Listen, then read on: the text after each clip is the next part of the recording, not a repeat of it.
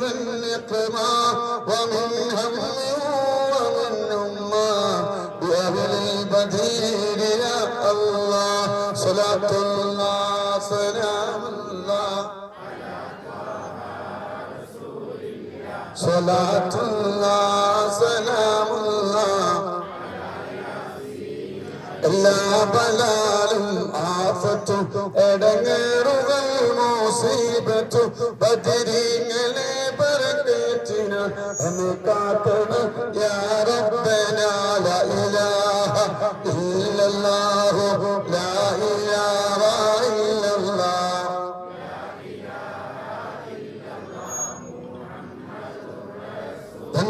വബാവ സൂരിയും മറ്റുള്ള ദീനമടങ്ങലും ബദരീങ്ങളെ ബർക്കത്തിന ഹമേ കാക്കണം വബാവ സൂരിയും മറ്റുള്ള ദീനമടങ്ങലും ബദരീങ്ങളെ ബർക്കത്തിന ശിഫയാക്കണം യാ റബ്ബനാ ദാഹമോത്തത് കൂട്ടിടും ഇബ്ലീസ് കൂസിനെ നേരം നവീനവനാട്ടുവാൻ ബദരീങ്ങളെ والنقمة ومن هم ومن أمة بأهل البدير يا الله صلاة الله سلام الله صلاة الله سلام الله എല്ലാ ബലാലും ആഫത്തും എടങ്ങേറുകൾ മുസീബത്തും ബദരീങ്ങളെ ബർക്കത്തിന ഹമേ കാക്കണം യാ റബ്ബനാ ലാ ഇലാഹ ഇല്ലല്ലാഹു ലാ ഇലാഹ ഇല്ലല്ലാഹ്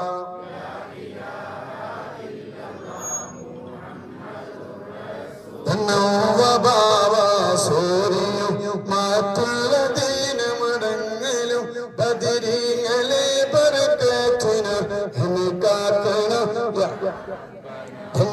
വബാവ സൂരിയും മറ്റുള്ള ദീനമടങ്ങലും ബദരീങ്ങളെ ബർക്കത്തിന ശിഫയാക്കണം യാ റബ്ബനാ ദാഹമോത്തത് കൂട്ടിടും ഇബ്ലീസ് കൂസിനെ നേരം നവീനവനാട്ടുവാൻ ബദരീങ്ങളെ من سنيات الوداع وجب الشكر علينا يا رسول الله ما دعا لله داعي يا حبيب الله الله أكبر الله أكبر الله أكبر لا إله إلا الله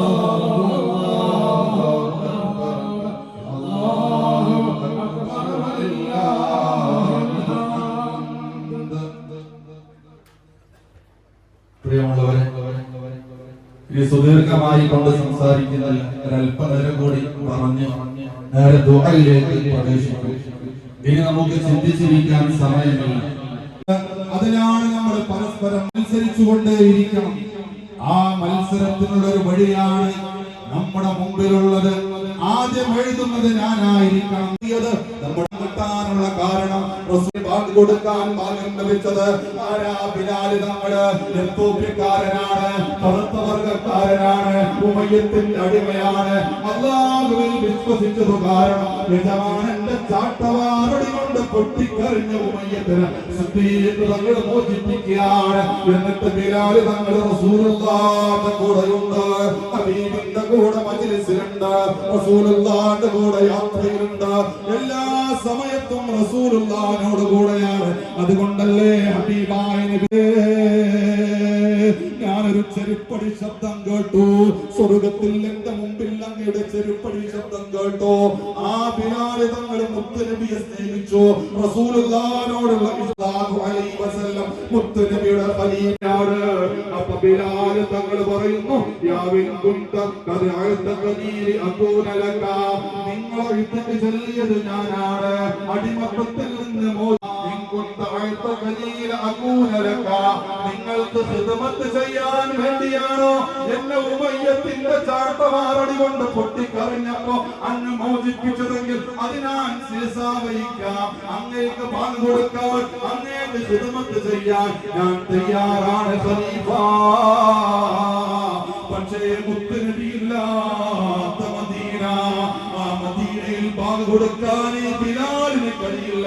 അത്രത്തോളം റസൂലുള്ളാഹിനോടുള്ള ഹുബ്ബ് എന്റെ ഖൽബിലുണ്ട്, റസൂലുള്ളാഹിനോടുള്ള ഇഷ്കുണ്ട്. ആ ബിലാൽ തങ്ങൾ അടുത്തെത്താൻ നമുക്ക് സാധിക്കുമോ?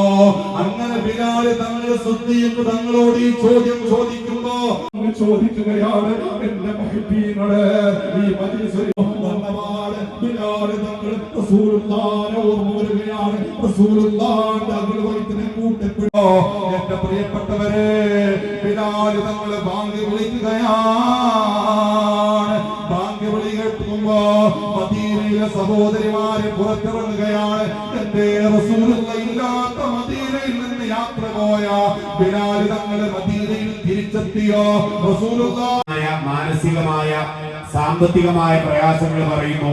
കട്ട് ചെയ്തുകൊണ്ട് സ്ഥലത്തിന് വേണ്ടി പിരിവ് നടത്തുന്ന അല്ലെങ്കിൽ പിരിവ് പൈസ ഉണ്ടാക്കാനുള്ള ഒരു മജ്‌ലിസാണ് എന്നൊക്കെ പല ആളുകളും പറയും. കൂട്ടത്തിൽ അങ്ങനെ പറയുന്ന ആളുകൾ ഒരു കാര്യം ശ്രദ്ധിക്കണം. ഇവിടെ 2 ഏക്കർ സ്ഥലമാണ് നമ്മൾ വാങ്ങുന്നത് എങ്കിൽ ബഹുമാനപ്പെട്ട സയ്യിദ് അവരുടെ നേതൃത്വത്തിൽ ഞാൻ നേരത്തെ സൂചിപ്പിച്ചത് 3 ഏക്കറിലധികം വരുന്ന സ്ഥലമാണ് പാവങ്ങളായ 75 ആളുകൾക്ക് വിഹിതിച്ച് നൽകുന്നത് എന്നുള്ള കാര്യം നമ്മളെല്ലാവരും മനസ്സിലാക്കണം. സയ്യിദ് അവരുടെ നേതൃത്വത്തിൽ നടക്കുന്ന ഇതുപോലെയുള്ള ജീവകാരുണ്യ പ്രവർത്തനങ്ങൾ കഴിഞ്ഞ മജ്‌ലിസിൽ 20 പെൺകുട്ടികളുടെ വിവാഹമാണ് നടന്നത്.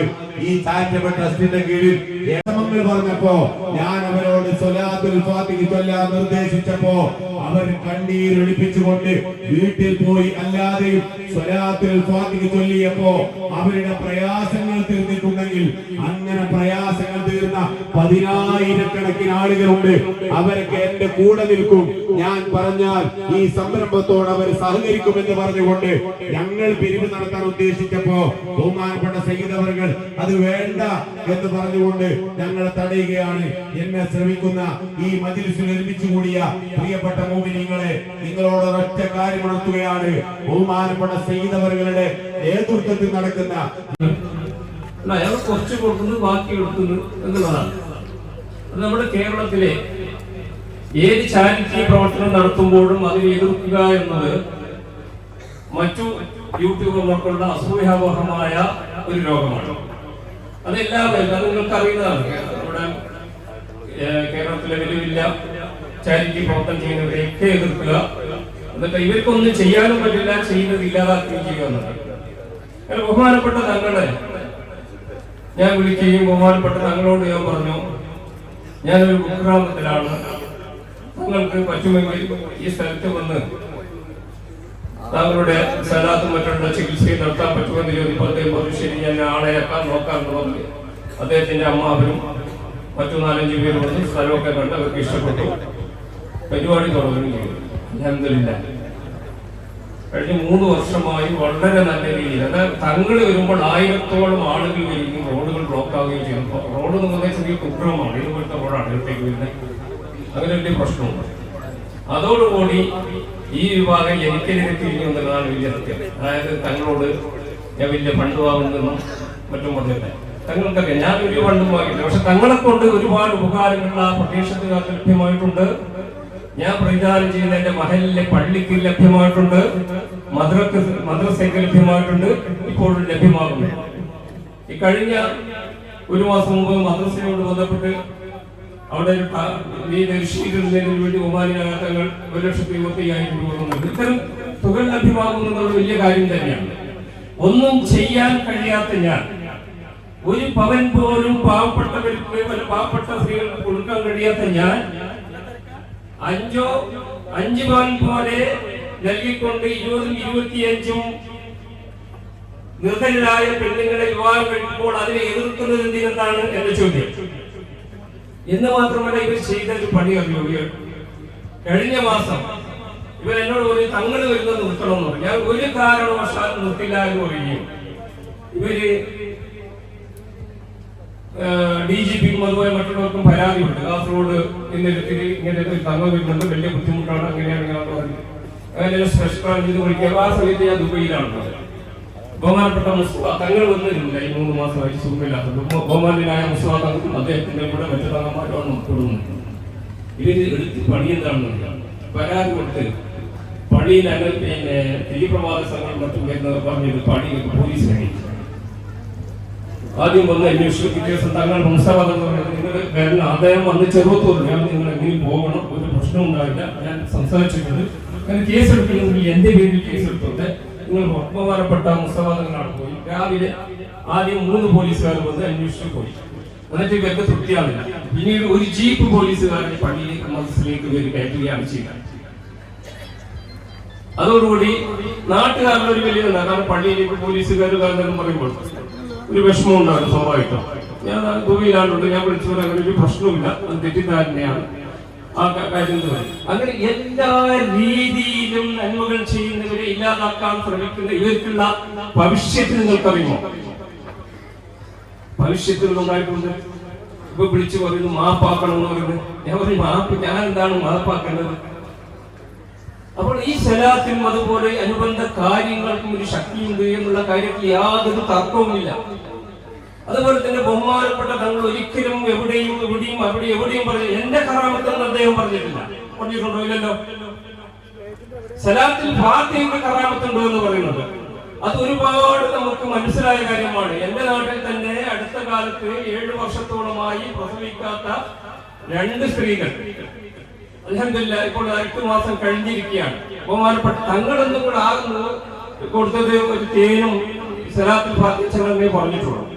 അതിൽ ഇന്ന് എന്റെ ബന്ധത്തിൽ തന്നെയാണ്. അങ്ങനെ എത്രയോ സംഭവങ്ങൾ. അതുപോലെ തന്നെ ഒരു ഇതിനിടെ ഇവിടെ വന്നിരുന്നു കാസർഗോഡ് നിന്ന്. കാരണം 15 വർഷത്തോളമായി എഞ്ചിനീയറായ മകൻ വീട്ടിൽ നിന്ന് ഉമ്മയെ പുറത്താക്കുകയാണ്. കഴിഞ്ഞ 1 വർഷത്തോളമായി തുടർച്ചയായി സലാത്തിൽ ഫാത്തിഹയിലേക്കും അവർ മാക്കോട് വരികയും കാര്യങ്ങളും തങ്ങൾ പറഞ്ഞ 6 മാസത്തിൽ അതൊക്കെ ശരിയാവും, നിങ്ങൾ വിഷമിക്കണ്ട, നിങ്ങൾ സലാത്തിൽ ഫാത്തിഹയിലിരിക്കുക, അതുപോലെ തന്നെ എന്തെങ്കിലും ദുആയിൽ പങ്കുചേരുക. അൽഹംദുലില്ലാഹ് കഴിഞ്ഞ മാസം ആ ഉമ്മാവും മക്കളൊക്കെ ഇവിടെ ഉണ്ട്. മകൻ ഉമ്മയെ വിളിച്ച് പെരുക്ക് കൊണ്ടുപോയി എല്ലാ സൗകര്യങ്ങളും ഉണ്ടാക്കി കൊടുത്തു. ഇതൊക്കെ നടത്തുന്നു എന്നുള്ളത് യാഥാർത്ഥ്യം തന്നെയാണ്. അതുകൊണ്ട് ബഹുമാനപ്പെട്ടവരെ, ഇപ്പോൾ ഇവർ ചെയ്യുന്നത് കേരളത്തിലെ ഏറ്റവും പ്രഗത്ഭരമായ യൂട്യൂബർമാരെ വിളിച്ചുകൊണ്ട് അനാവശ്യമായ കാര്യങ്ങൾ പറഞ്ഞു വ്യക്തിയാണ്. അത് 10 ലക്ഷം 12 ലക്ഷം സബ്സ്ക്രൈബറുള്ള യൂട്യൂബർമാരെയാണ്. ഇത് നിങ്ങൾ ആരും പെട്ടുപോകരുത്. ഇനി പെട്ടുപോയാലും പ്രശ്നമില്ല. ഒരു കാര്യം ഉറപ്പിച്ച് പറയാം, ഒരു കാര്യം വളരെ വ്യക്തമായി ഉറപ്പിച്ച് പറയാൻ ഞാൻ തയ്യാറാണ്. ബഹുമാനപ്പെട്ട നിങ്ങൾക്ക് ലഭ്യമാകുന്ന ഫണ്ടിൽ നിന്ന്, നിങ്ങൾ കൊടുക്കുന്ന ഫണ്ടിൽ നിന്നും നല്ലൊരു ശതമാനം, അതിൽ 100% കൊടുക്കുന്നു എന്നെ കരുതി കൊടുക്കുന്നില്ല സംഖ്യമാണ്. ഒരു പക്ഷേ 500 രൂപയായിരിക്കാം, 1000 രൂപയാണ്. ഇവിടെ കൂടിയിട്ടുള്ളത് 10,000 പേര് കൂടുമ്പോൾ അത് വലിയൊരു തുകയായി അദ്ദേഹത്തിന്റെ കയ്യിലെത്തുകയും അത് അദ്ദേഹത്തിന് വിനിയോഗിക്കാൻ കഴിയുന്നുവെങ്കിൽ അതിന്റെ ഭാഗമാക്കാൻ നമുക്ക് കഴിയുക എന്നത് അള്ളാഹുവിന്റെ അനുഗ്രഹം തന്നെയാണ്. എന്നെ കൊണ്ട് കഴിയുമ്പോൾ 500 ആളെ കൂട്ടാൻ പറ്റില്ലല്ലോ. നമ്മൾ ആർക്കാണ് 500 പേര് ഒന്നിച്ചിരിക്കാൻ കഴിയുന്നത്? ആർക്കും പറ്റുന്നില്ല. അസ്സലാമു അലൈക്കും വറഹ്മത്തുള്ളാഹി വബറകാതുഹു. അൽഹംദുലില്ലാഹ് നഹ്മദുഹു വനസ്തഈനുഹു വനു'മിനു ബിഹി വനതവക്കലു അലൈഹി വനഊദു ബില്ലാഹി മിൻ ശുറൂരി അൻഫുസിനാ വമിൻ സയ്യിആതി അഅ്മാലിനാ. മൻ യഹ്ദിഹില്ലാഹു ഫലാ മുളില്ല ലഹു വമൻ യുദ്ലിൽഹു ഫലാ ഹാദിയ ലഹു. ونشهد أن لا إله إلا الله وحده لا شريك له واشهد أن سيدنا ونبينا ومنجينا ومرشدنا مصطفى محمد صلى الله عليه وسلم وشر الأمور محدثاتها وكل محدثة بدعة وكل بدعة ضلالة وكل ضلالة في النار. رب اشرح لي صدري ويسر لي امري واحلل عقدة من لساني يفقهوا قولي. بسم الله ما شاء الله كان، إن يريد إلا الإصلاح ما استطعت وما توفيقي إلا بالله عليه توكلت وإليه أنيب. أعوذ بالله من الشيطان الرجيم بسم الله الرحمن الرحيم إن الله وملائكته يصلون على النبي يا أيها الذين آمنوا صلوا عليه وسلموا تسليما الله سبحانه وتعالى قبولاക്കട്ടെ ഒരുപാട് പേര് ഈ സദസ്സിൽ ഒരുമിച്ച് കൂടിയിട്ടുണ്ട് അല്ലാഹുവേ റഹ്മത്തിന്റെ മാലാമാർ പറന്നിറങ്ങുന്ന സദസ്സാക്കണയല്ലോ ഉയർന്ന പ്രയാസങ്ങളുമായിട്ട് നൂറെ ഹബീബിന്റെ മജ്‌ലിസിൽ വന്നതാണ് അല്ലാഹുവേ തിരിച്ചു പോകുമ്പോ സങ്കടങ്ങളൊക്കെ മാറി വീട്ടിലെത്തുമ്പോ സന്തോഷവാർത്ത കേൾക്കാനുള്ള ഭാഗ്യം ഞങ്ങൾക്ക് നൽകണേ അല്ലാഹ് ഒരാളും സംസാരിക്കരുത് ഇൻഷാ അല്ലാഹ് ആരും സംസാരിക്കരുത് കേട്ടോ ഒരുപാട് പേര് വെയിൽ കൊള്ളുന്നുണ്ട് ഞാന് 2-3 ദിവസം മുമ്പ് ഞാൻ ലൈവിൽ പറഞ്ഞിരുന്നു കൊട നിർബന്ധാണ് അപ്പൊ ചില ആൾക്കാർ വിചാരിച്ചു കൊട നിർബന്ധം ഒരുപാട് ആൾക്കാർ അല്ലാഹു ബർക്കത്ത് ചെയ്യട്ടെ എല്ലാവർക്കും ഒരുപാട് പേര് കൊട പിടിച്ചു എനിക്കറിയാം അല്ലാഹു സുബ്ഹാനഹു വ തആല തന്ന നിഅമത്ത് ചെറുതല്ല ആദ്യമായിക്കൊണ്ട് 2 കുപ്പി തേൻ എല്ലാവരും വാങ്ങി വലത് കൈയിലും ഇടത് കൈയിലും പിടിക്കാം എന്നിട്ട് 101 സ്വലാത്തുൽ ഫാത്തിഹ ചൊല്ലും ഇന്നത്തെ സ്വലാത്തുൽ ഫാത്തിഹ ഒരു പ്രത്യേകത ഉണ്ട് ഉസ്താദുമാരെ പറഞ്ഞതുപോലെ അല്ലാഹുമ്മ ബാരിക് ലനാ ഫീ റജബിൻ വശഅബാൻ വബല്ലിഗ്നാ ശഹ്റ റമളാൻ വഫഖ്നാ ഫീഹി ലിസ്സിയാം വൽഖിയാം വദ്ദിക്രി വതിലാവത്തിൽ ഖുർആൻ റജബില്ലേ അല്ലാഹു റഹ്മത്തിന്റെ മലക്കുകൾ പറഞ്ഞിറങ്ങുന്ന സദസ്സാണ് ആ തേനിന്റെ പതിവ് ചെറുതല്ല ആ സാധനം കിട്ടാനില്ല അതെന്റെ വീട്ടിൽ നിന്നും ഞാൻ പോകുന്ന സദസ്സിന് മാത്രമേ കിട്ടുള്ളൂ ഇന്ന് ഞാന് പെണ്ണുങ്ങൾ വർത്താനം പറയരുത് വർത്താനം പറഞ്ഞൊക്കെ പോകും ഞാൻ ഇന്ന് വലിയൊരു പേടിച്ചു ഇന്ന് ഞാന് വലിയൊരു പേടി എന്താണല്ലേ വലിയൊരു പേടി ഞാൻ പഠിച്ചു ചെറിയ പേടിയല്ല ഞാൻ പഠിച്ചു വലിയൊരു പേടി പഠിച്ചു അപ്പൊ എന്നോട് കുറെ ആളുകളൊക്കെ പറഞ്ഞിട്ടുണ്ട് തങ്ങൾ സൂക്ഷിക്കണം കാരണം നമ്മളെ കാസർഗോഡ് നമ്മൾ സൂചിപ്പിച്ച അല്ലാഹു ആഫിയത്ത് ആളുകൾ കൊടുക്കട്ടോ ഞാൻ പരിപാടിക്ക് വിളിച്ചപ്പോ എന്നോട് പറഞ്ഞു എനിക്ക് ഷുഗറും കൂടുതലാണ് ന്യൂമോണിയ മാറിയോ എന്തൊക്കെ രോഗങ്ങളുണ്ട് അതുകൊണ്ട് വരാൻ പറ്റില്ല ഞാൻ പറയാനും പറ്റില്ല നിങ്ങൾ വരണമെന്നാണ് നമുക്കൊരുപാട് സഹായം മൂപ്പരെ ഭാഗത്തുന്നുണ്ട് അല്ലാഹു ആഫിയത്ത് ആദ്യം കൊടുക്കട്ടെ ഞാൻ വരുന്ന വിചാരിച്ചത് ഞാൻ 10 മണിക്ക് സദസ്സിക്ക് വരാൻ വിചാരിച്ചത് റോഡ് ബ്ലോക്ക് എന്റെ വീട് ബ്ലോക്ക് വീട്ടില് വെള്ളമില്ല വരുന്നോലൊക്കെ 2-3 കിറ്റ് കുപ്പിന്ന് വെള്ളം എടുക്കാൻ അപ്പൊ എന്നോടിന്റെ കൂടെ പുറത്തുകളൊക്കെ പറഞ്ഞു ഇവിടെ നിൽക്കേണ്ട വേഗം വെക്കൂടുന്ന ചായ പോലും കുടിച്ചിട്ടില്ല ഇനി ഉപ്പയെ മാറ്റി എന്റെ ജീവിതം അങ്ങനെയാണ് ചായ കുടിച്ചിട്ടില്ല അപ്പൊ ഞാനെന്താ റോഡ് ബ്ലോക്കായി അപ്പൊ ആളുകൾ ഇങ്ങനെ വീട്ടിൽ വരിക ആളുകൾ ഇങ്ങനെ വരും എങ്ങനെ പിന്നെ കാര്യങ്ങളെ പറയാനും വെള്ളം മന്ത്രിക്കാനും അപ്പോ അവിടെ നിന്നാ ശരിയാവില്ല ഞാൻ പെണ്ണുങ്ങളോട് ചായ കുടിച്ചു അതിന് ഞാൻ പോകാനാണ് ഞാൻ പോകും എന്റെ ജീവിതം അങ്ങനെ എന്റെ ജീവിതം കേട്ടാല് നിങ്ങൾ കന്ത വിട്ടു പോകും നിന്റെ ജീവിതം ഞാൻ ഈ ഞാൻ വേറെ പറയില്ല ഞാൻ സ്വലാത്തുൽ ഫാത്തിഹയുടെ പതിവ് വരാൻ ഏഴ് ദിവസം പറയാൻ സമയം ഉണ്ടാകാൻ തോന്നില്ല ഒരുപാട് പ്രയാസങ്ങൾ അനുഭവിച്ചിട്ടാണ് ഞാൻ എന്റെ ജീവിതം ഞാൻ മുന്നോട്ട് കൊണ്ടുപോകുന്നത് 4 വർഷത്തോളമായി ഈ മജ്‌ലിസുമായി നമ്മൾ 4 വർഷം ഈ 4 വർഷത്തിന്റെ ഇടയിൽ നമ്മൾ അനുഭവിക്കാത്ത വേദനകളില്ല ഈ 4 ഞാൻ ചൊല്ലുന്നത് സ്വലാത്താണ് ഈ 4 വർഷം ഈ മജ്‌ലിസ് തുടങ്ങി അന്നു മുതൽ കരിങ്കലത്താണേലും 10,000-കണക്കിന് ആളുകൾ ഒരുമിച്ച് കൂടിയപ്പോ ഒരു ഇബ്ലീസുമാണ് ഇറങ്ങി ഒരുപാട് ആളിറങ്ങി സ്വലാത്തുൽ ഫാത്തിഹ പൊതുവെ ആളുകൾക്ക് അറിയില്ലായിരുന്നു. സ്വലാത്തുൽ ഫാത്തിഹ അത് അറിയില്ല ശരിക്കും. അത് രംഗത്ത് കൊണ്ടുവന്നത് ഞാനാണ്. അറിയുമെങ്കിലും അതിന്റെ ഫളിൽ ആളുകൾക്ക് അറിയില്ലായിരുന്നു. തേര് വായിക്കോല്ലോ കേട്ടോ. ഈ സ്വലാത്തുൽ ഫാത്തിഹ ചൊല്ലാൻ തുടങ്ങുമ്പോൾ അതിന്റെ ഫളിൽ പറയുമ്പോൾ വെപ്രാളം കുറിച്ചു അത് തുറന്നു വെക്കണം. എന്നിട്ട് അതിന് 101 സ്വലാത്തുൽ ഫാത്തിഹ ചൊല്ലി മതിൽ ഊതണം. അപ്പോ 4 വർഷമായി എന്റെ ബാക്കിന് ആൾക്കാര് യൂട്യൂബർമാർ സൈഫച്ച് പറഞ്ഞ പോലെ ഒട്ടത്തിനെ പറക്കാൻ അസൂയാണ്. എന്തൊക്കെ പേരുകളാ കേട്ടത് അല്ലേ? യൂട്യൂബിൽ എന്നോട് ഒരാൾ പറഞ്ഞു തങ്ങളെ 2-3 കൊല്ലം മുമ്പ് യൂട്യൂബ് തുറക്കാൻ പറ്റില്ല, തുറന്ന ഞങ്ങളെ ഫോട്ടോ ആണ്, തുറന്നു കഴിഞ്ഞ ഞങ്ങളെ ഫോട്ടോ ആണ്. സുബ്ഹാനല്ലാഹ്. ഒരുപാട് ഭീഷണികള് 4 കൊല്ലമായിട്ട് എനിക്കുണ്ട്. 4 കൊല്ലം. സുബ്ഹാനല്ലാഹ്. യൂട്യൂബില് എന്തൊക്കെ പറഞ്ഞത്? കള്ളനാണ്, പെണ്ണുവിടിയനാണ്. പക്ഷെ എനിക്ക് ഉറപ്പാ പടച്ചിറപ്പിന്റെ പരാജയപ്പെടുത്തൂല. ഞാനൊരു തെറ്റും അന്നും ചെയ്തിട്ടില്ല, ഇന്നും ചെയ്തിട്ടില്ല. ചെയ്യല കൽപ്പന തരാതെ മനുഷ്യനല്ലേ. അപ്പോ ഒരുപാട് വർഷം അങ്ങനെ ഞാൻ ചെറുപ്പത്തിന് നല്ലോണം പന്ത് കളിച്ചിരുന്നു.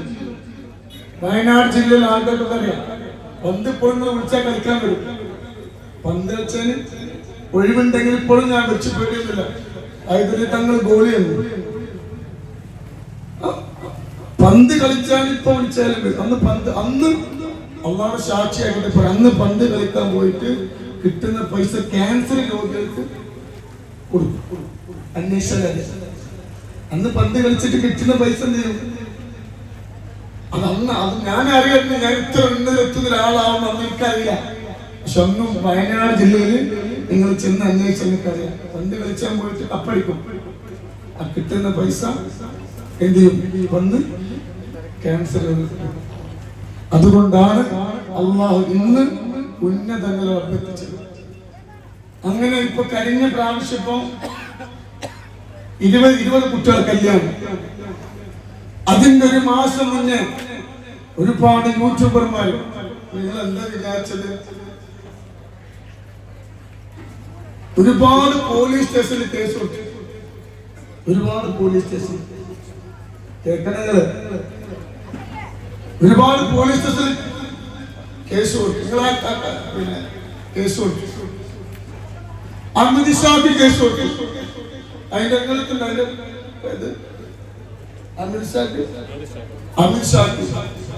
അമിത്ഷാക്ക് കേസ് കൊടുത്തു. ഇന്ത്യത്തിന്റെ കോപ്പി. എങ്ങനെയൊക്കെ എന്നോട് വെല്ലുവിളിച്ചു. 20 കുട്ടികളെ കല്യാണം നടക്കൂല. എന്നോട് വെല്ലുവിളിച്ചു. ഞാൻ ഈ ചെവി പിടിച്ച് പേടില്ല. തെറ്റ് ചെയ്താലേ നമ്മൾ പേടിച്ചോണ്ടു അല്ലെ? നിരന്തരം ഭീഷണി. അതെങ്ങനെ അവർ വിളിക്കാം? ഈ വാട്സപ്പ് കോളിൽ എന്തൊക്കെ സുബ്ഹാനല്ലാഹ്. അവസാനം വെല്ലുവിളിച്ചു. നടത്താൻ പറ്റൂല. ഞാൻ പറഞ്ഞു ഞാൻ നടത്തും. ഞാൻ അല്ലാഹുവിനെ മാത്രമേ പേടിക്കുള്ളൂ. അൽഹംദുലില്ലാഹ്. നല്ല റാഹത്തോടെ 10 റുപ്യ കടലില്ലാതെ 20 മക്കളെ കല്യാണം കഴിഞ്ഞു. അല്ലാഹു ബറക്കത്ത് നൽകട്ടെ. അങ്ങനെ ഇപ്പൊ ഇൻഷാ അല്ലാഹ് ഒരുപാട് ആളുകൾ, എനിക്കൊരു പേടിയില്ല. എന്നെ സംബന്ധിച്ച് 4 കോടി റുപ്യ എന്ന് പറഞ്ഞാൽ അതൊരു വലിയൊരു പൈസ അല്ല. എന്റെ നൂറ് ഹബീബിന്റെ മുത്തുമണികൾ വാരിക്കോരി തരാൻ അറിയുന്നത്. ഇപ്പോ നമുക്ക് വാരിക്കോരി തരും. ഞാൻ കുറെ എച്ചി മക്കളെ നോക്കുന്നുണ്ട്. ഞാൻ കുറെ സ്ഥലം വാങ്ങിക്കുന്നുണ്ട്. ഒരാളെടുത്ത് പോയിട്ട് ഞാൻ പിടിച്ചിട്ടില്ല. ഒരാൾ എന്നോട് വന്നിട്ട് പറഞ്ഞു, തങ്ങളെ എന്റെ മുതലാളികളുടെ നമ്പർ ചോദിച്ചിരുന്നു. എന്റെ മുതലാളിന്റെ വീട്ടിൽ പോയി കഴിഞ്ഞാല് ഒരു കുട്ടിനെ കെട്ടിട്ടുള്ള പൈസ തരുന്നത്. ഞാൻ പറഞ്ഞു, എന്റെ നൂറ് ഹബീബിന്റെ മക്കളെ പറഞ്ഞാല് ഒരു എത്തിയുമല്ല, ഒരാളെ മുന്നോട്ട് പോയി പിടിക്കുകയാണ്. എന്റെ കയ്യിൽ കാണുന്ന പൈസന്റെ ബാലൻസ് പറഞ്ഞ് ഞങ്ങൾ ഞെട്ടിപ്പോകും. കല്യാണം കഴിഞ്ഞ് എത്തിയ മക്കളെ കല്യാണം കഴിഞ്ഞ് എന്റെ കയ്യിൽ അള്ളാഹു തന്ന പൈസ ഞാൻ എന്റെ നൂറ് ഹബീബിന്റെ അടിമമാട് മുത്തമ്മയോട് പറഞ്ഞു. എന്തായാലും പച്ചക്ക് വിളിച്ചു പറയാം. എല്ലാരും സ്വന്തം പൈസ അറിയണമെന്ന് സമ്മതിച്ചില്ല. അതുകൊണ്ട് അവർക്ക് പറയേണ്ടതാണ്. ഓർക്ക് പേടിയാണ്. എന്താ അറിയോ, എന്നെ കുറിച്ച് മോശമായി യൂട്യൂബിൽ വരുമ്പോ അവർക്ക് പേടിയാണ്. അല്ലെന്നെ കുഴപ്പമില്ല, എന്നെ കുഴക്കണേ റബ്ബ് വിചാരിക്കണം. ഞാന് അള്ളാഹുവിനെ മാത്രമേ പേടി. അള്ളാഹുവിന്റെ റസൂൽ ഈ കല്യാണത്തിന് ഞാൻ ഒരാഴ്ച കല്യാണം നടക്കുന്ന നിക്കാഹിന്റെ സമയം വരെ ഞാൻ പേടിയാണ്. എന്നോട് പോലീസുമാരെ വിളിച്ചിട്ട് ചോദിക്കാം, കാസർകോട്ടിലേക്ക് മാത്രമല്ല അങ്ങോട്ട് ദിവസം, വേറെ ആർക്കൊരു കുഴപ്പമില്ല, കാസർകോട്ടില്ല. ഞാൻ തെറ്റ് ചെയ്തിട്ടില്ല. പിന്നെ ഓരോരുത്തരെ വിളിച്ചിട്ട് കാര്യമാണെന്ന് പറഞ്ഞ് നമ്മളൊക്കെ ഇവിടെ കൊടുക്കാൻ നിങ്ങൾ ആലോചിച്ചു. അപ്പൊ അതുകൊണ്ട് ഞാനേ അപ്പൊ ഞാൻ എന്നോട് കുറെ ആളുകളെ പറഞ്ഞു തങ്ങളെ പേടി. എന്റെ ഗേറ്റ്, എന്റെ വീടിന്റെ ഗേറ്റ് ഒരു വൈകുന്നേരം 7 മണി കഴിഞ്ഞ് എന്റെ വീടിന്റെ ഗേറ്റ് തുറന്നിട്ടില്ല. 2 ഗേറ്റിന് സെക്യൂരിറ്റി ആണ്. കഴിഞ്ഞ കുറച്ച് ദിവസം മുമ്പ് 3-4 ആൾക്കാർ വന്നിട്ട് ഞാന് വൈകുന്നേരമാണ് ഉള്ളിൽ കണ്ട് കയറിയിട്ട് എന്നോട് ഒരു പൈസ വേണം. ഞാൻ കുടിച്ചു. എന്ത് പൈസ? ഒരുപാട് കൂടെ ലേശം വെള്ളത്തിന് വെള്ളം കുടിച്ചിരുന്നു. ഒരുപാട് ആളുകൾ നോക്കുന്നില്ലേ. എന്റെ ആധാര ബാങ്കിൽ എന്റെ ഇപ്പൊ വിളിച്ച് പൈസ വേണം. ഞാൻ ആ കുടിച്ചു. എന്തെങ്കിലും കാട്ടിക്കഴിഞ്ഞാലേ നമുക്കറിയില്ലല്ലോ. അപ്പോ എന്റെ വീട്ടിലെ ഗേറ്റ് 7 മണിക്ക് ശരി തുറക്കലില്ല. പക്ഷേ ഒരുപാട് നിരപരാധികൾക്ക് വിഷമമാണ്. കാരണം ഒരുപാട് പേര് കേസ് കെട്ടുകളൊക്കെ വിഷമൊക്കെ ആയിട്ട് വരുന്ന ആൾക്കാരുണ്ടാവും. ഒരു ഗേറ്റ് തുറന്നു നോക്കാൻ പറ്റൂല. 8-9 പണിക്കൊപ്പം തരണ്ടെങ്കിൽ അതിന്റെ വീട്ടിലാണ്. ഒരു മാസം നിൽക്കണമെങ്കിൽ ഒരു മാസം 10 ലക്ഷം രൂപ. ഞാൻ എന്റെ പരിയിൽ കറിഞ്ഞുറങ്ങുമ്പോ വണ്ടി വേറെ സ്ഥലത്ത് കൊണ്ട് പാർക്ക് ചെയ്യാൻ. എന്റെ വീട്ടിൽ ഞാൻ കിടന്നുറങ്ങുന്ന സമയത്ത് എന്റെ വീട്ടിലുള്ള വണ്ടി വേറെ സ്ഥലത്ത് പാർക്ക് ചെയ്യാൻ പേടിയാണ്. ഓൽക്കെന്നെ കണ്ടാൽ മതി. ഇപ്പൊ ഇന്ന് രാവിലെ ഞാൻ 10 മണിക്കാണ് എന്നിട്ട് വരാൻ വിചാരിച്ചത്. ഈ 10 മണിക്കാണ് ഞാൻ വരാൻ വിചാരിച്ചത്. ഈ 10 മണി വരെ വിചാരിച്ചു. 9 മണിയായപ്പോ തന്നെ റോഡ് ബ്ലോക്കാണ്. എന്റെ വീട്ടിലെ കിണറിലെ വെള്ളം. ഞാനൊക്കെ എന്നോട് ആൾക്കാർ വന്നിട്ട് പറഞ്ഞു, തങ്ങൾ വേഗം സദസ്സിക്ക് പോയിക്കോളി, സ്റ്റേജിക്ക് പോയിക്കോളി. ഞാൻ പറഞ്ഞു ചായ കുടിക്കട്ടെ, അത് പിന്നെ കുറിച്ചാ പോയി. എന്റെ അവസ്ഥ, എന്റെ ജീവിതം എന്ന് പറഞ്ഞാൽ നിങ്ങൾ കേട്ടാൽ ഞെട്ടിപ്പോകും. എല്ലാവർക്കും അറിയാം എന്റെ അവസ്ഥ. അള്ളാഹു എനിക്ക് തന്നൊരു നിഅമത്താണ്. അള്ളാഹു എന്ന് നിലനിർത്തട്ടെ. അതൊക്കെ സ്വലാത്തുൽ ഫാത്തിഹയുടെ ബർക്കത്താണ്. അന്ന് ഞാൻ എന്റെ അമ്മക്ക് നിൽക്കുന്ന സമയത്ത് ഞാൻ കുറെ ചീത്ത പറഞ്ഞു. അള്ളാഹു പുറത്തേറ്റെ. ഞാൻ റോഡ് പിന്നെ എന്റെ അമ്മത്തിട്ട് ഇറങ്ങുന്ന ഭാഗത്ത് റോഡ് ബ്ലോക്കാണ്. അങ്ങനെ ഞാൻ ഒന്നും കിട്ടും എല്ലാവരും ഇങ്ങനെ മാറ്റി നിർത്താൻ നിൽക്കുന്ന സമയത്ത് ഒരാള് കിട്ട് വന്നിട്ട് എന്നെ അങ്ങോട്ട് കെട്ടിപ്പിടിച്ച് അതിന്റെ കാലൊക്കെ ചവിട്ടി. അത് പറയണ്ടോ പൊരുത്തപ്പിടിച്ച അത് തളിച്ച് എവിടെ മൂപ്പരുണ്ടോ? നിന്നെ കുറെ ആൾക്കാർ കെട്ടിപ്പിടിച്ചു. പക്ഷെ ഇവിടെ ഉണ്ടാവും. സംഭവം എന്തായാലും സംഭവം ഞാൻ പൊളിച്ച് നിങ്ങൾ കാട്ടാൻ വന്നാണ്. തോലൊക്കെ ചവിട്ടിങ്ങോട്ട് നോക്കുമ്പോ ആ പാവം 15 കൊല്ലം ക്യാൻസർ ആയിട്ട് സീരിയസ് ആയി കിടന്നു. അത് കൂടെ വന്നിട്ട് മാറി ആ സന്തോഷം കൂടെ കാട്ടിയതാണ്. അന്നൊക്കെ കാട്ടി കഴിഞ്ഞിട്ട് പറയുന്നു മൂപ്പരവിടെ കുറച്ച് പിടിക്കാൻ. ആ കാക്കയുടെ ക്യാൻസർമാര് 15 കൊല്ലായിട്ട് നല്ല കരിയിൽ പോയോ. ഞാൻ ആകെ പേടിച്ചു. ഞാൻ പേടിച്ചു. അപ്പൊ ആ സന്തോഷം ഞങ്ങളിപ്പോ ഇത്തിരിണ്ടോ ചീത്തറിട്ട് പോയി അത് പുറത്തേറ്റ് കോലൊക്കെ ചവിട്ടി അങ്ങനെ പേടിച്ച് പേടിച്ചു. അല്ലാഹു ആഫിയത്തും സ്നേഹമാണ്, സ്നേഹം കൊണ്ടാണ് അത് കെട്ടിപ്പിടിച്ച് ഉമ്മ വെക്കുക. എന്തൊക്കെ മൂപ്പർക്കെന്നെ അറിയില്ല. ഞാനും പേടിച്ചു. കാരണം എന്തായാലും എല്ലാ നിലവിന്റെ വേറ്റയാടി ഒന്നും ചെയ്യാൻ പറ്റുന്നില്ല. അവസാനം എന്തിലും അങ്ങനെയൊക്കെ അങ്ങനെ ചിന്തിക്കണല്ലോ അല്ലേ? അല്ലാഹു കാക്കട്ടെ. എല്ലാ ജനങ്ങളൊക്കെ എന്റെ പുറത്ത് നമ്മളൊക്കെ കാണണമെങ്കിൽ മാസങ്ങളോളം മുന്നേ ബുക്ക് ചെയ്യണം. ഞാൻ പറഞ്ഞു എന്നെ പോലെ വേറെ തങ്ങന്മാരുണ്ട്, അങ്ങോട്ട് പോയി അങ്ങനെ പോയി. നിങ്ങൾ എന്റെ അടുത്തേക്ക് തന്നെ വരുന്നു. ഇപ്പോൾ നിങ്ങൾ എന്നെ പറയണം, എനിക്കല്ല ഒരു കരാമത്ത് തന്നിട്ടില്ല. ഇന്ന് രാവിലെ കാസർഗോഡ് നിന്നതാണ് ഒരു ഉമ്മ ഭക്ഷണം ഇറക്കാൻ പറ്റില്ല. സീരിയസ് നിങ്ങളെ നാട്ടിൽ സുള്ളിയാണ്, അതും ക്യാൻസറാണ്. ഈ സദസ്സിൽ അള്ളാഹുവിനെ സാക്ഷിയായിട്ട് പറയാം. ഇത്തിരി ഇപ്പൊ ഒരു കുഴപ്പമില്ല. ഇങ്ങനെ ടെസ്റ്റ് ചെയ്തപ്പോ എന്തിനാ രോഗം അള്ളാഹു ഇല്ല. അപ്പൊ ഇൻഷാ അല്ലാഹ് എനിക്ക് പറയാനുള്ള കാര്യങ്ങൾ ഇപ്പതാ ഇന്ന് നമ്മളൊരു ഒരു കൂടെ എന്റെ പേര് അനിൽ. രണ്ട് കാലുമില്ല, അപ്പോ എന്റെ കൂടെ പുറപ്പാണ്. മൂപ്പരെ കുട്ടി സംസാരിച്ചില്ല. എത്ര വയസ്സ്? 3 വയസ്സ് വരെ കുട്ടി സംസാരിച്ചില്ല. ആ ഉസ്താദിന് സീറ്റ് കൊടുക്കാൻ പറ്റുമോ? മൂല്യങ്ങളൊക്കെ ബഹുമാനിക്കണം. ഉസ്താദന്മാരൊക്കെ ഇഷ്ടപ്പെടും. എല്ലാം എന്തോ ഇല്ല. അങ്ങനെ നമ്മളെ അടിക്കുന്നല്ല പെണ്ണുങ്ങൾ അല്ല. അൽഹംദുലില്ലാ ഇപ്പൊ നമ്മളെക്കാളും ഉസ്താദായി സംസാരിക്കും. ഇന്നേക്ക് നമ്മൾ തീരെ സംസാരിക്കും.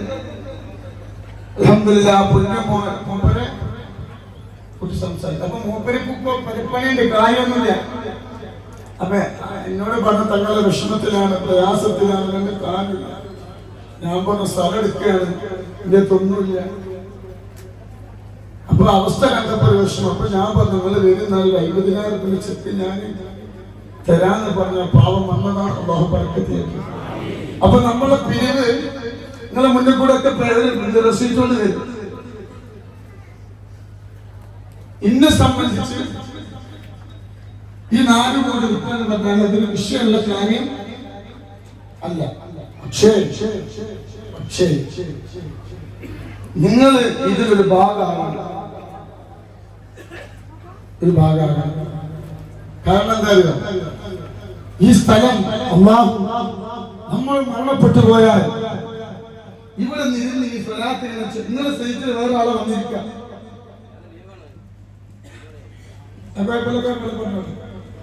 നിങ്ങൾ വിളിച്ചോളൂ. ഈ സീറ്റില് വേറൊരാൾ വന്നിരിക്കും. എന്നിട്ട് ഇങ്ങനെ സ്വലാത്ത് ചൊല്ലും. ആ സ്വലാത്തിന്റെ പ്രതിഫലം ഇരട്ടിയായി ഖബറിലേക്ക് ഇങ്ങനെ വരും. അതൊന്നും ഒരൊറ്റ ആൾ ഒഴിവാകില്ല. 1000 ഇല്ലെങ്കിൽ ഞാൻ കടം തരാണ്. മാഷാ അല്ലാഹ്, അല്ലാഹു ബർക്കത്ത് ചെയ്യട്ടെ. അപ്പൊ ഞാൻ നിങ്ങളെ ബുദ്ധിമുട്ടിക്കേണ്ട വിചാരിച്ചിട്ടാ. മാഷാ അല്ലാഹ്. അപ്പൊ നിങ്ങള് ഇങ്ങോട്ട് നോക്കി. അപ്പൊ നിങ്ങളെ മുന്നിൽ കൂടെ റെസീറ്റ് വരികയാണ്. പെണ്ണുങ്ങളെ 1 ലക്ഷം തരാൻ വിചാരിക്കുന്നുണ്ടോ? 10,000 ഉണ്ടോ? ഇൻഷാ അല്ലാഹ് ഇങ്ങനെ ചിന്തയൊക്കെ പഠിച്ചവനെ. ഈ സീറ്റ് ഞാൻ മരിച്ചാൽ വേറെ ആൾക്കാർ ഇവിടെ വന്ന് നിൽക്കുമല്ലോ. അപ്പൊ ഒരു ചെല്ലുന്ന സ്വലാത്ത് എനിക്ക് കിട്ടുമല്ലോ അല്ലേ? ഈ സ്വലാത്ത് ഈ സീറ്റ് നിങ്ങൾക്ക് വേണമെങ്കിൽ പിന്നെ രജിസ്റ്റർ തരാം. നിങ്ങളോട് സീറ്റ് ആധാരം. അപ്പൊ ഇൻഷാ അല്ലാഹ് പെണ്ണുങ്ങളെ ഇവിടെ എഴുതുന്ന ആൾക്കാരില്ല, എല്ലാരും 1600 എനിക്ക് 10 മാസം കൊണ്ട് തന്നാൽ മതി. 10 മാസം കൊണ്ട് തന്നാൽ മതി. ഇൻഷാ അല്ലാഹ് ഒരു കുടുംബത്തിലുണ്ടാവൂലേ ഏട്ടനനിയന്മാരൊക്കെ ഈ സ്ഥലം 50,000 രൂപ വാടക കൊടുത്തിട്ടാണ് നമ്മൾ മനസ്സിലാക്കിയത്. 50,000 ഇനി നമ്മളോട് പറഞ്ഞത് വിൽക്കുകയാണ്. ഇതെങ്ങാനും വിറ്റ് പോയാൽ നമ്മൾ കുഴങ്ങും. പിന്നെ ഈ കൂട്ടം കൂടിയുള്ള സ്വലാത്ത് ഉണ്ടാവില്ല. അതുകൊണ്ട് നാളെ ആഖിറത്തിലേക്കാണ് ഇന്നൽ ഖബർ അവ്വലു മൻസിലു മിൻ മനാസിലിൽ ആഖിറ. പാരത്രികമായ ലോകത്തിലേക്കുള്ള ആദ്യത്തെ കവാടം ഖബറാണ്. ആ ഖബറിൽ നമ്മൾക്ക് സന്തോഷത്തോടെ നമുക്ക് കഴിയണം. പേടി ആ ഖബറിൽ എന്തൊക്കെ ഉണ്ടെന്ന് പറയാം. കഴിഞ്ഞ പ്രാവശ്യം സംഭവിച്ചതൊക്കെ അറിയില്ല. കഴിഞ്ഞ പ്രാവശ്യം പാമ്പുണ്ടെന്ന് അങ്ങനെ സംഭവിച്ചു പറയുന്നുണ്ടായിരുന്നു.